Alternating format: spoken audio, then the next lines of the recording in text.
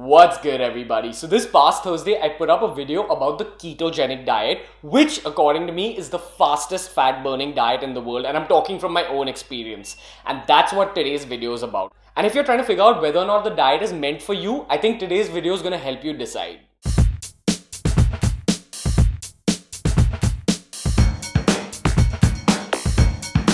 Now, I'd tried the ketogenic diet in the past, but I hadn't done it very successfully. In my video on the ketogenic diet, I spoke about how I've met a lot of people who think they're on a ketogenic diet when really they're just on a low carb diet. I'd done that kind of a diet in the past where I'd had like onions, bell peppers, just a lot of rubbish. I used to even have grilled KFC thinking it's keto friendly, but you gotta keep in mind, real keto happens when you eat only homemade food, and ideally it should be made by you. That's the other crucial thing. I feel like I was able to do keto successfully this time because now I know how to cook, and that's a super important skill for anyone who's into fitness. The second most crucial thing in my opinion. Now you gotta keep in mind, keto prevents you from having a bunch of fruits and veggies. So you're missing out on a lot of vitamins and minerals. So how do you make up for that? It's 2016, guys. There's a bunch of great supplements out there. Okay guys, before I talk about the supplements I took, you gotta keep in mind none of these are product placements. This is actually what I took. I'm just sharing genuine knowledge. Okay, so the main supplement I turned to was a good quality multivitamin. You gotta keep in mind you can't have things like beetroot, carrot, so you just want a good quality multivitamin to cover the needs as much. Okay, the next thing I took was a cod liver oil supplement. Remember, this is a cutting diet and cod liver oil is an anti-inflammatory. So it helps your muscles recover much better after a workout. Okay, now the third supplement. Now you gotta keep in mind on real keto, you can't really have dairy because dairy's got carbs. If you're missing out on dairy, you're also missing out on calcium. So I took a calcium supplement. I took something called Calci Max that I felt gave me great results. And remember, if you're lifting, I feel you should be taking a calcium supplement throughout the year. Okay guys, so that's that about the dietary supplements, but I also took the usual gymming supplements in the form of protein shakes and creatine because I was cutting. Now I don't recommend you guys take creatine, but while on keto, protein shakes I highly recommend. If you're completely new to the world of protein shakes, make sure you check out my video on how to select protein shakes. It'll cover a lot of your queries. Okay, now coming to the actual food I ate during ketosis. Now eventually I will be releasing a full day of eating video on keto, but I'll just quickly go over it today.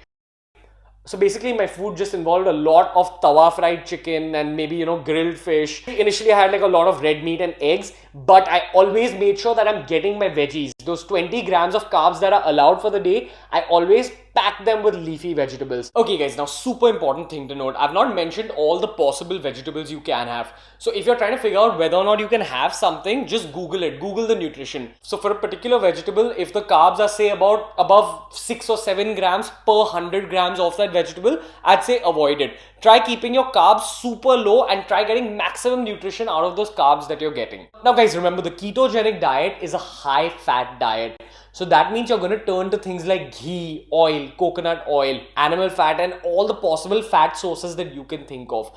So the key whenever dealing with fat sources, and this isn't just for the ketogenic diet, this is for health in general, always try changing up your fat sources. You can use whatever oil you want, just make sure you keep changing it up, one, and two, you gotta make sure that the oil you use isn't reheated. Okay, next thing to note, and this is super crucial, the calorie game. Now the calorie game is going to affect how your body looks and how your body responds to the ketogenic diet. Okay, now let's get into a little bit of background before I started my ketogenic diet. So basically I was on a dirty bulk where I became like super fat but also super strong. Now the thing is, if you're moving from a bulk to a cut, you can't do it immediately. You kind of need like some kind of a transition phase. And this is where calories come into the picture.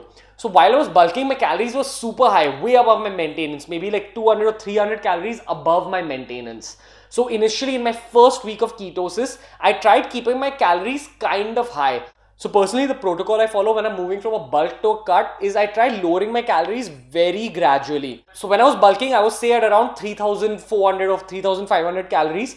So in the ketogenic diet also, I tried going up at least till 3,000 calories with the keto food. So initially in my first week, I was having delicious food where I was almost deep frying vegetables. I was having chicken, just completely fried in ghee. All my food used to leave a big stain of oil on the plate. So initially in your first week of ketosis, you can actually afford to do that where you can have super oily food and learn your own maintenance calories through that experience. Okay, learning about your maintenance calories. Let me just get a little bit deeper into that concept. Okay, in my first week of ketosis, when my calories were that high, I saw that I still lost weight. So in my first week, I went from about 76 kgs to say around 73.5, 74, but my calories were still super high. My food was delicious. And after that, I kind of plateaued because once I reached that 73 or 74 kgs, my overall maintenance went down. This is the point where you know you have to lower your calories even more, and that's how you learn about your maintenance calories. So you don't really need to calculate your exact calories, every time. Just go by how your weight is responding to your diet. So week 1, my calories were say around in the 3000 range. But the moment I saw that I stopped losing weight, I bumped it down by about 250, 300 calories. So I kind of had less oily food. And the longer you do ketosis, you continuously need to kind of bump it down. You got to remember, in the first 2 weeks, your keto progress will be insane. You'll be super satisfied with it, and then it kind of slows down because the longer you do it, remember, the game gets harder. But then the results that you get in the end are totally worth it. You know the feeling when you look in the mirror and you see abs or a flat stomach instead of a belly? That feeling is way better than the feeling you get even when you have like the most delicious food in the world. And this is coming from one of the biggest foodies you'll ever meet.